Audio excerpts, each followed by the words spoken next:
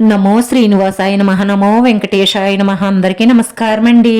ప్రతిరోజు రాశి ఫలితాలు తెలుసుకోవడానికి ఇంకా మన ఛానల్ సబ్స్క్రైబ్ చేసుకోకపోతే ప్లీజ్ సబ్స్క్రైబ్ చేసుకోండి. లైక్ చేసి మీ పూర్తి సపోర్ట్ మన శ్రీనివాస ఛానల్ కి ఇవ్వండి.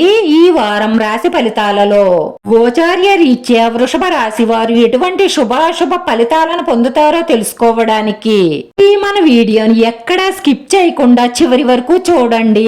వారంలో ఏదో ఒక విధంగా అదృష్టం కలిసి వస్తుంది. ఈ మంచి ప్రవర్తనను ఇతరులు ఆదర్శంగా తీసుకుంటారు. దైవ దర్శనం చేసుకోండి. మీ ప్రయత్న కార్యాలన్నిటిలోనూ విజయం సాధిస్తారు. నూతన వస్త్ర వాహన ఆభరణాలు పొందుతారు. ఆర్థిక ఇబ్బందులతో సతమతం అవుతున్న వారు నూతన కార్యక్రమాలు ప్రారంభించకుండా ఉండడం మంచిది.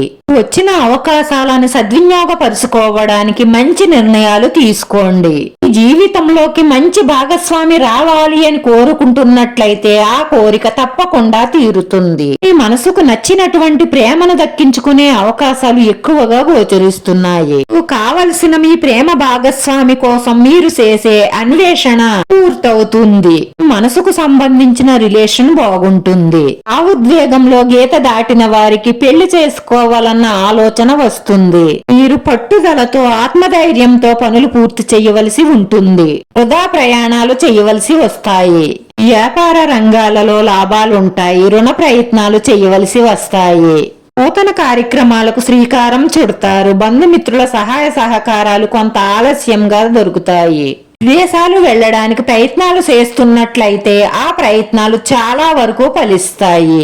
అనుకూల స్థాన చలన మార్పులు గోచరిస్తున్నాయి. వారితో స్నేహంగా ఉండడానికి ప్రయత్నించండి. చెడు పనులకు దూరంగా ఉండడం మంచిది. తెలిసి తెలియక ఇది వరకు చేసిన చిన్న పొరపాటుకు ఒక స్త్రీ మీపై పగపట్టి మీకు శారీరకంగా హాని చెయ్యడానికి శతవిధాలా ప్రయత్నిస్తుంది. అది విఫలం అయితే మీకు మానసికంగా హాని చెయ్యడానికి ప్రయత్నిస్తుంది.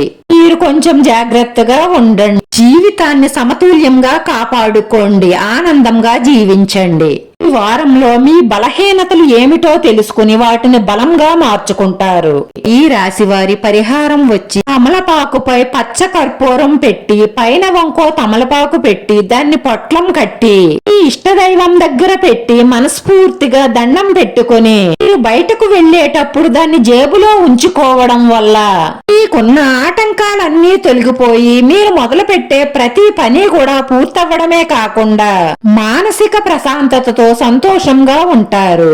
ఈ రాశి వారి అదృష్ట సంఖ్య 9. ఈ రాశి వారికి కలిసొచ్చే రంగు తెలుపు రంగు.